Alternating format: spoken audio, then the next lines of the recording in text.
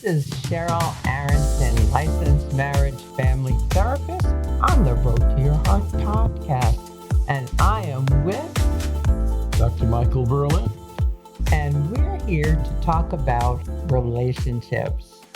Today, we're talking about falling in love.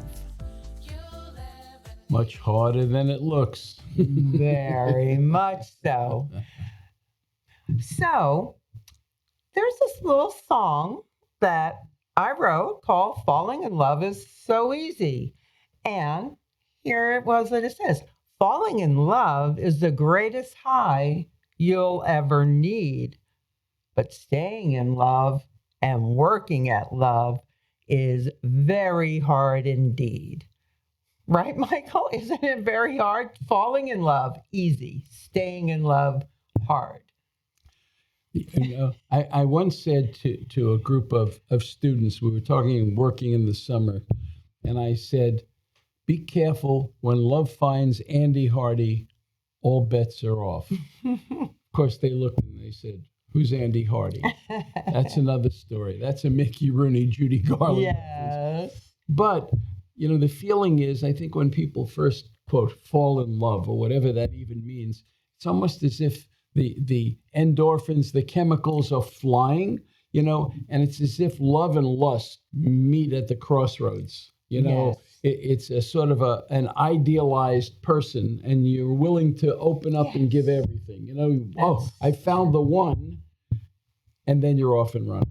So it's very interesting because our biology, how we're made up, it's really true that endorphins get set off inside and creates that high, creates that romantic view. And both people, it's not 100%, but a lot of times both people have it. And that's what brings the couple together in this just starry-eyed way.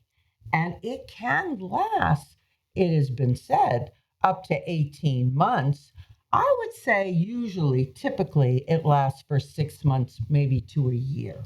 Yeah, that's funny. I was thinking 7 months. I don't know where I got that number, but okay. Just the feeling, because I think what happens is, aside from the initial feelings that kind of burst forth, yes. I think those feelings so color how we view the other person. It does. That the realities are still still in the backdrop. And then I think, it takes several months of just being in the world, because, if you think about it, sometimes there are some couples who cocoon themselves as if they want no distractions. Now, on one hand, that could be fun. That can be great. On the other hand, it's as if you want no reality to set in, but that's not real.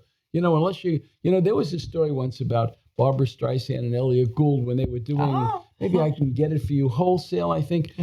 They were in this first stage, and they put a little mini fridge in the bedroom. Okay. So they never had to leave the bedroom for a while. Well, they ended up getting divorced because as soon as you step out of the bedroom, real life intrudes. And then the question is, how do you turn that infatuation? How do you turn that, sort of lust and love into something real?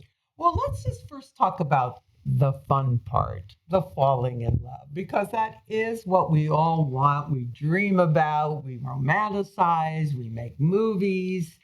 It is, we don't want to downplay how important it is.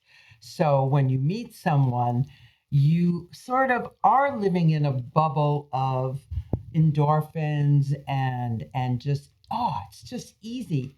What's so interesting is you don't even think about, like, let's say you want me to do something that I typically would never do, and maybe I don't even like doing it, but usually during that phase, I'm going to agree to it, giving you this sense of, well, she will enjoy this with me forever, and vice versa. You might do things that you wouldn't typically want to do, and I'll have that same perception. It's really fun. It's lovely. As you're talking, I'm thinking, I just read something within the last 2 days about When Harry Met Sally. Ah, the great movie. Okay, a terrific film. Right. But here was a piece of the backstory. When Rob Reiner and Nora Ephron wrote it, he was coming out of a very painful divorce. The end of this, what we're talking about. Yes. With Penny Marshall. Okay. And so when they wrote that movie, and I think most people have seen, they meet as non-friends, they become friends, they become shortly lovers, they go opposite directions, and then they come back together. The original script, because he had wrote it just coming out of this divorce, in the end, they said goodbye to each other. The timing just wasn't right. They met, they had a moment, and then reality set in, and they said goodbye. Okay? Which now, as a writer, you understand this was his point of view. When they were sort of prepping that movie, he fell in love again, Rob Reiner. And they changed the ending to the one we know. New Year's Eve, my life needs to start now. Right. And you're back in love. So it's sort of so interesting, I think, how powerful it's so being powerful. In love really is. I love that. And it's true. It does make you forget about all the problems from past relationships. You want to exist on that high. It also gives you energy. There's a certain energy, and especially sexual energy, that takes place where you can make love for a long time, days, like you said, Barbara said, they hold themselves up. We all want to do that. It's amazing. It feels, and then you fantasize about when it's going to happen again. No wonder we want that period of time to happen. And it's very important, again, because it does bring us together into our relationship. Well, because I think also you're talking about a sexual, sensual relationship. Yes. I mean, it's about trust. It's about intimacy. It's wrapped up in all those things, which simply heightens what you felt before. It heightens it. And you don't usually protect yourself either. You're not protecting yourself. You allow yourself to feel vulnerable. Vulnerable, even in the bedroom or just talking. And you might do romantic gestures, especially men might do romantic gestures, again, that they otherwise might not do once the relationship starts to settle into reality. But the women are going to remember this, of course. And the men are probably going to remember, whoa, we were making love like every day. Do you remember those good old days? That's right. What happened here?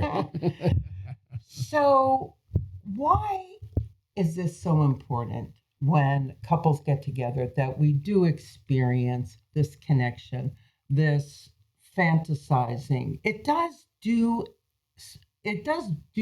good things, as well as it leads us into the downfall of the reality. I mean, I think, listen, being in love or being in new love, it adds a skip to your step. Yes. It's just, I think if you're around people who are in a sort of a new relationship, it is all over them. It really is. It just sort of comes out. And that's the really nice piece. And that's very powerful. I wouldn't minimize that at all.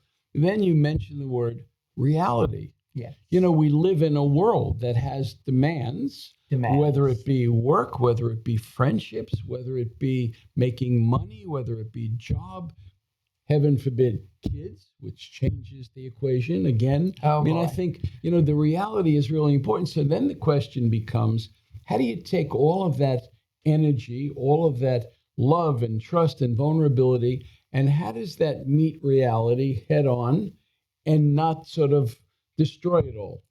Exactly.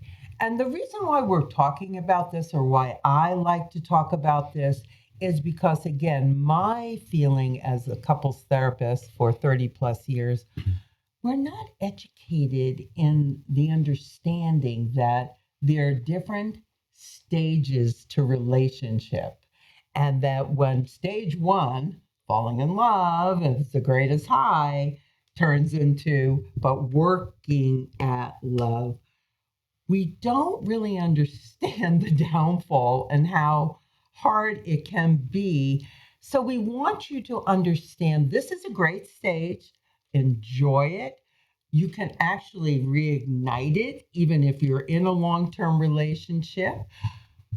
But we, as Michael said, have to be prepared then. What happens when those rose colored glasses fall off and all of a sudden I've accepted all these behaviors from you, and now, very interestingly, I'm finding you a bit irritating. Here's a word that I'm sure that you deal with couples: disappointment. Disappointment.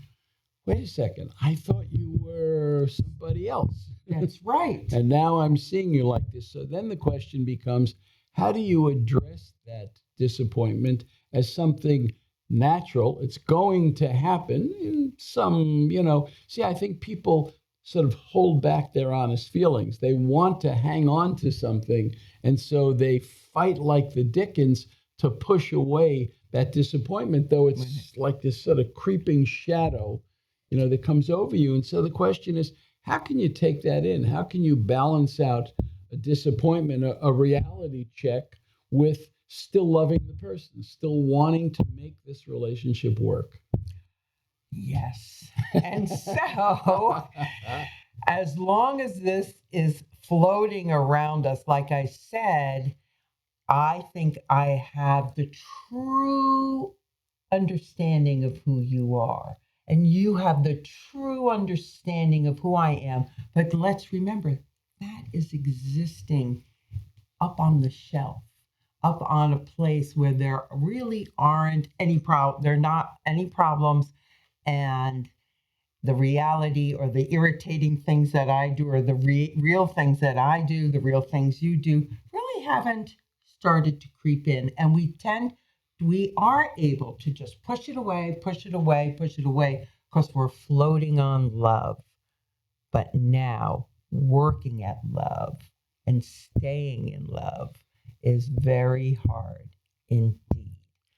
And now, once that begins to creep in, and something you do that I thought, well, oh, so endearing. And now all of a sudden I'm finding it's irritating. And a lot of times opposites attract. So what I don't have in me and you might have in you, we fill it in for each other. You fill it in. So we feel like a complete whole, and vice versa. But now what you do that's opposite from me, I'm starting to get mad because I wouldn't do that, but you do that. How dare you?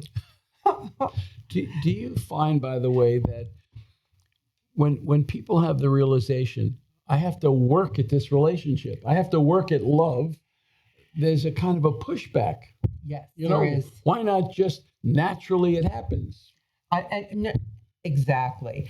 And like a woman usually says, well, if I have to tell him what to do, when it comes to romance now, it doesn't count. No, they really feel it doesn't count. And a lot of times, I don't know, men do get to be kind of the hero and the romancer and the Sir Lancelot, whatever we want to say. They are able to do it a lot of times when they are courting.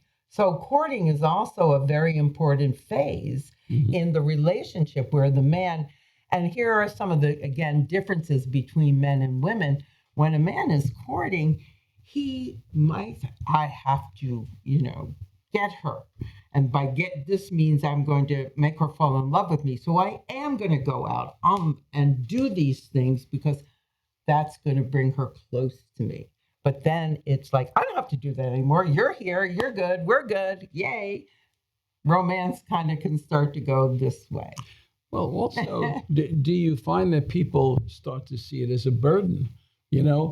What came naturally. In the wanting to give and wanting to do. That's and wanting to now somehow becomes or feels like a burden. It feels like. Then you're in a lot of trouble. It does feel like a burden. Could you, Michael, just again talk from the male point of view of any memories you have? Why does it, like I'm capable of doing it at this point, but then it starts to feel more like a burden? Yeah, I'll give you an easy one. Sure. It's like using the phone to call someone. When love first hits, you're on the phone 15 times a day. You're on the phone for hours, okay? Mm-hmm. And that's great. And then the reality sets in. Demands from others, from work, from having to refocus. And then, wait a second, is there something wrong? Why didn't you call me? Because we spoke an hour ago? Right. Because I'm busy working, or you're busy working? Or, in other words, the things that we sort of took for granted before, now somehow it's questioning, are you less interested? Are you, that kind of thing. It's small things that people, can jump on and pick up on. It's almost like you start to gather evidence. I'm sure you see that a lot in therapy, which is, here's the list of grievances, so to speak. Right. And then you look at each other and go, wait a second. We used to love that with each other. We used to, whatever it is. Now it's a grievance. Now it's a burden. Now it's a problem. Right. And I, again, think because men are like kind of geared towards, the challenge, the hunt, getting the woman. And then once that's done, they feel, okay, like you said, back to business, back to work, back to everything I have to do. You're here, I care, I love you, but I don't have to do all those things anymore. How much do you think, by the way, you mentioned something that struck something in my head about socialized roles? Yes. That we come to expect men to be the aggressor, men to be the assertive one, for the most part. And there are always exceptions. And women to, I don't want to use the word passive, but to somehow not be aggressive. We or look assertive, at it. maybe. Yes, we look at it. Assertive is a better word for it, but people judge that all the time. They have some pretty harsh words. A man can do it, that's fine. When a woman does it, sort of pointing the finger. So how much of those expectations sit on a couple?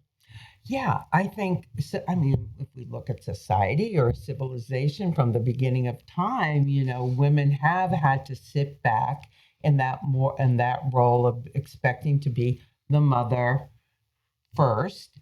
And then luckily, maybe starting in the 50s a little bit, and then at post-war, World War II, and in the 60s, 70s, now women are starting to be more and more in the marketplace. Now, totally in all the bets are off. Yeah, all bets are off. So women's roles have, but I hate to say it, a woman can work full time, be a mother full time, and the man still is feeling quite burdened when she's asking him, can you help out? Can you help out at home? It's still expected for the woman. Yeah, you're working, but you're still the person who controls the family and all around it.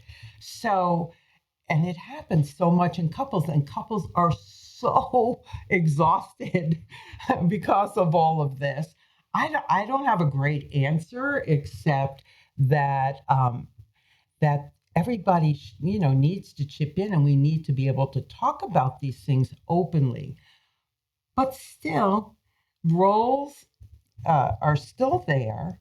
Women are going to be women, men are going to be men, and it just depends on each individual how they play that out.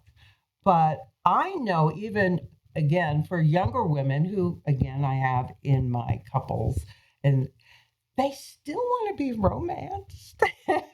They still want the man, to do, I want to spend time. I want to go out to dinner. I want my flowers. So I don't know if that's changed that much over time. Well, don't men also want to be, quote, romanced?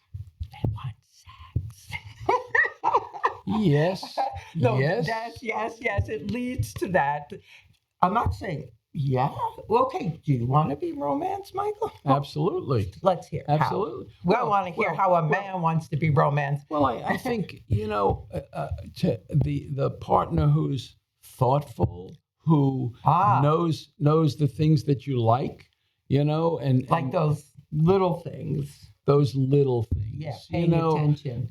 understands when my feelings fluctuate, they respond, they pick it right up. You know what I mean? In other words, they're sort of plugged into you and what you like in the world. It's the small kindnesses, as opposed to sort of gathering, the evidence about, well, look how thoughtful I am. As soon as you hear that statement, are you keeping score?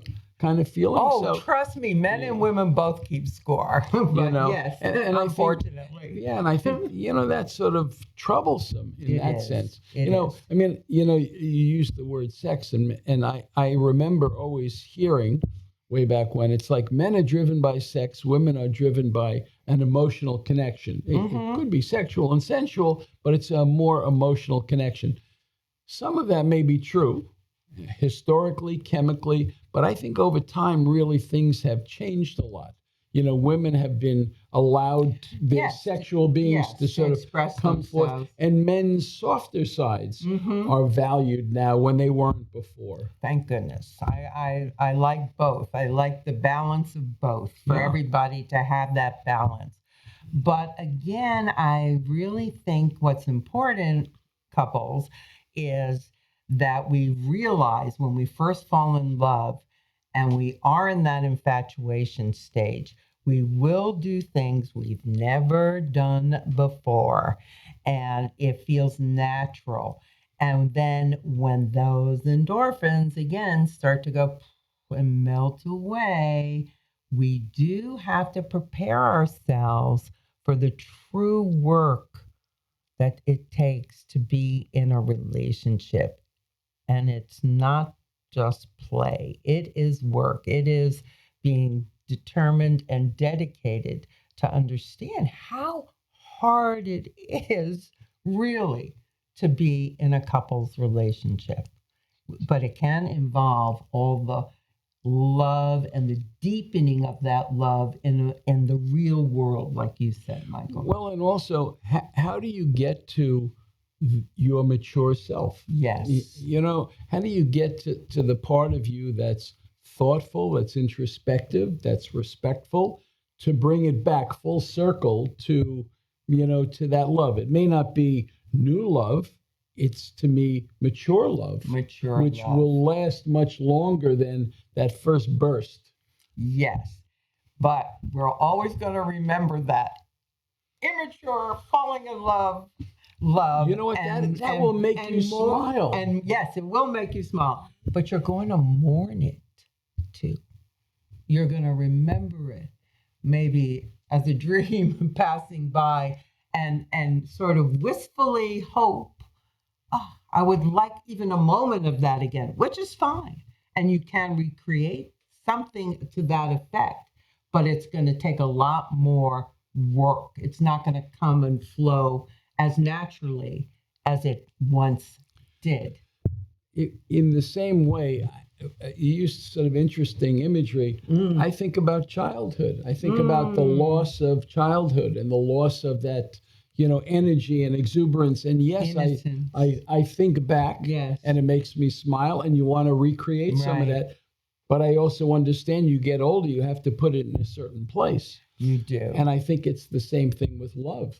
Yes. The love will, if it works, will mature and change and be even stronger. And yes, you will always have those memories. Yes, you will always have some of those wants and desires, and allow yourself the moment to go back, and have a few fun days by yourselves. Just by yourself. Without the children. Exactly. Well, the children, the friends, or the work, you have to be able to carve out the time. I think it's incredibly important that you have to work to allow the love to really full bloom and blossom, and time is really important. You can't do it on the run.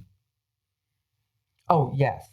Carving out time is what Michael's talking about, because when both people are working, you have children, you have bills, you have all these obligations, you do have to make a special time for your couple's relationship to feel again that love connection, even if it has changed or deepening and maybe or becomes accepting mature. that it really has changed, It and has that's changed. okay. That's Yes, maturity. it Haven't is. we all personally Mhm. and in love relationships? Sometimes, what happens though when the couple does make that time and let's say, let's get out of the house and let's go away somewhere just by ourselves with and make it a special time for you.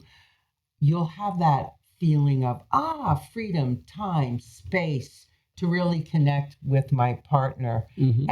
and remember or bring back those feelings of what it was before. Mm-hmm. And that's something you can't do all the time, but it's nice to make that happen in your relationship. Yes. Agreed. I'm telling you, fantasy is wonderful. It's wonderful because it always is what we dream something to be. And also, it doesn't really involve necessarily always being responsible or, like you're saying, the little kindnesses and care that really does go into making a lasting, that's the hard work, loving relationship and giving up that this is not a fantasy. This is real hard work. And me, have to take responsibility for my part in making love work. We tend to look at our partner as the all loving, unconditional, you're just going to accept me, all of me, and I can be as imperfect and treat you however I want, and you're not going to get mad at me. Right? Haha. Wrong. Wrong. But that's unconsciously, a lot of couples don't realize we're operating on that expectation. I think you're right. And I think the antidote to that is kindness, which is we don't have to accept everything from our partner. Mm. But if we respond with kindness, we can learn something, we can grow, we can change. If it's harsh, if it's pushback, if it's evidential, if it's, hey, remember when, that kind of stuff, you're not going to get the kind of response you really want. Yes. So the question is, one, what do we want from the partner? And two, what's really the best way to go for it? Exactly. When Michael talks about kindness, it always makes me go back to self-esteem and the relationship I have with myself, my inner self. You mentioned self-love, and I think the button on it is if you can't or love yourself, how can we possibly love somebody else? I think it has to start here. And that takes maturity. That takes some real insight and understanding. It certainly does. It really does. And that's why even when I was in graduate school, I was always interested in what creates good self-esteem. That was my focus. And I actually, when I was doing my research and I ended up writing my master's thesis on who's happier, single woman or married woman in self-esteem, which was kind of an interesting, it was an interesting research project. And back then, I have to say, I wrote this in the 1985. So, okay. You think things have changed in 40 years? Maybe so, because back then, married women had higher self-esteem. And, probably again, because, you get that good sense of I'm loved, I feel loved, and that might raise your self-esteem up. Now I think women will also absolutely get their self-esteem from their jobs, many more things than just I have to be married, because I know also a lot of women are choosing to be in a relationship, not get married, but have your devoted partner and have a child. And it's okay not to be married around that. But let's talk about what contributes to self-esteem. And what the study said, because they were studying self-esteem in children, if you have a very permissive childhood where you're allowed to do whatever you want as a child and there are no rules, that did not contribute to good self-esteem. You could just do what you want. You didn't have to be responsible for your behavior. That makes sense.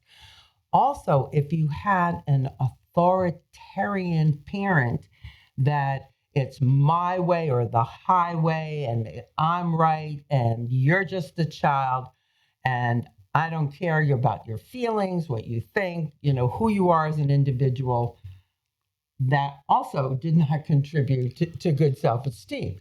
So what they found was validation of the child's feelings of saying, I see you, I validate, you're angry right now, you're sad, you do not have to live in my image of who I am as a person. You're your own person. However, there are rules in this house. You are responsible, to clean your room and do this. So with parameters and validation, that gave the child the best self-esteem. And guess what? That applies to ourselves with our relationship with ourselves, and it applies to our relationships. It's a lot of interesting material. Let me respond to a couple of things. First, about the parent that's doing this. To me, the worst part of that is that the child internalizes that. Yes. And then when they grow up and they walk around in the world, they have in their head this harsh judge. Critical parent. The critical parent becomes the internalized one. Yes. And to me, it is so corrosive for self and for everybody else. That voice is always pointing that finger quickly out there, and it's harshest in here. That's sort of part one. Part two, and I think this is equally important, the flip side is about setting boundaries. Yes, boundaries. And to me, it's really important for two reasons. The first is that it's not the critical parent, it's an understanding we have responsibilities in the world. We live in the world, and we live in a community. Which is our family at first. Yes, okay. Yes. The other piece to that is, and this always sounds strange because I think it's a child's job to be a child, to push back, to do things that you want to tap them on the head and go, what were you thinking? Right. That's their job, so to speak. But I think if you give them boundaries, it makes them feel safe. And that's really important. I don't think people fully understand that, which is within the confines of the boundaries, the kids can explore. That's what a piece of the role of childhood is about. Exactly. The exploration, the testing, the pushing the limits, and being safe. I used to have a rule with my own kids. It's about health and safety. Right. Otherwise, you got plenty of room to make mistakes, to do things that, sometimes I go, what a knucklehead you are, in a loving way. Right. But it's around health and safety. Those are, to me, that's non-negotiable. It is non-negotiable. That's tantamount. The rest of the stuff, they live, they learn, and you want to keep it, within boundaries. And again, you want to be not strict, but consistent, which is you want to use some common sense. There are things you look the other way. That kids learn from it. It's not the end of the world. It's not what you'd want in a perfect world. But as I said at the beginning, a child's role is to be a child. That's how you learn how to be in the world. And the reason why we're talking about this is because it will lead us into the conversation, and we'll get into it deeper about this relationship with ourselves. Because what Michael was just outlining there is exactly the world we have to create within ourselves, this safe, secure world that many of us don't have because the critical parent is alive and well. And here is how it comes into relationships.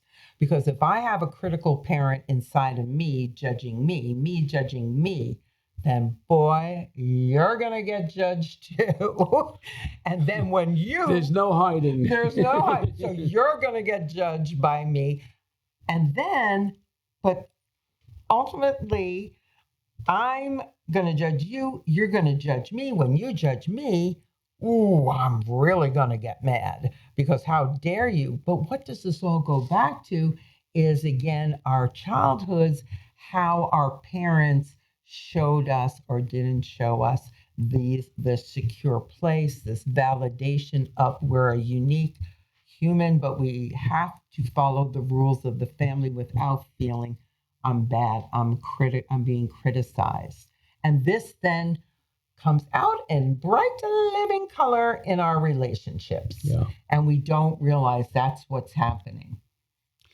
They often say, the bedroom is packed. It's the two of you, and it's 16 parents sitting around on every bedpost, judging, watching and judging. And how can one be spontaneous and trusting in any way? And I want to bring this back full circle, because when we're falling in love is so easy, none of this is at play, and we fool ourselves that this is really love. There's no judgment. It's exciting. It's passionate. It lives in its own beautiful bubble. And that's what love is. And that's what love's going to be and stay and until eternity and beyond. And we know working at love is very hard. And this is one of the reasons why we're talking about right here. Yeah, we've come full circle to how hard it is, that you have to enjoy the trip, and at the same time, there is some work down that road, to make it last. On the road to your heart is a difficult road. And I specifically wrote the song because I saw it as each person is walking down the road to their partner's heart and to their own heart. And there are many detours along the way. And then when the detours happen, we feel lost and we don't know what to do. And the relationship begins to maybe become more and more difficult, which unfortunately leads to divorce more times than not.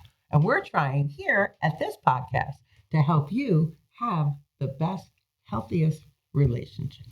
Well, I think also, just to sort of put a button on that, the imagery of going down that road is in my head. And when you come to the detour, I think what we're really talking about is hopefully the couple moves together on those detours.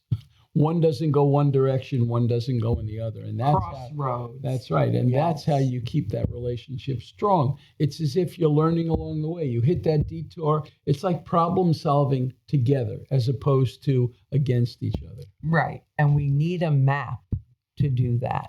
We need a map to show us how to get back on the road in a way that we can keep moving forward. The Thomas's Guide of Love. And the Thomas's Guide of Love. That's us. That's who we are. We're providing the Thomas's Guide of Love. Oh. So, Michael, great discussion today. So important. So important. Falling in love is so easy, but working at love is falling in love hard. is the greatest. Remember that.